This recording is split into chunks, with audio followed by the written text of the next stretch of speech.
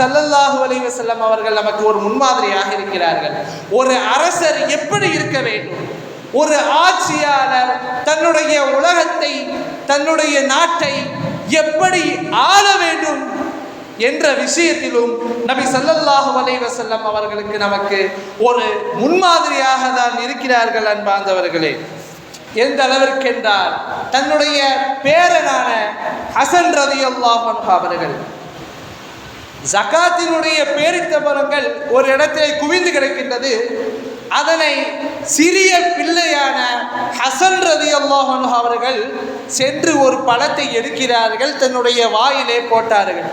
உடனடியாக ஸல்லல்லாஹு அலைஹி வஸல்லம் அவர்கள் வந்து கஹ் கஹ் என்பதாக சொன்னார்கள், துப்பிவிடு துப்பிவிடு என்பதாக சொன்னார்கள்.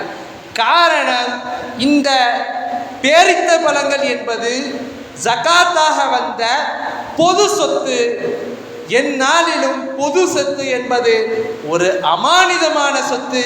அந்த அமானிதத்திலே யாருமே ஏமாற்றம் தரக்கூடாது, மோசடி செய்யக்கூடாது என்பதற்காக வேண்டி ஒரு சிறிய பிள்ளை எது செய்தாலும் தவறு கிடையாது என்றாலும் ஒரு சிறு பிள்ளைக்கு கூட பொது சொத்தினுடைய முக்கியத்துவத்தை கற்றுத் தருவதற்காக வேண்டி நபி ஸல்லல்லாஹு அலைஹி வஸல்லம் அவர்கள் விரைந்து வந்து சொன்னார்கள், துப்பிவிடு துப்பிவிடு என்பதாக.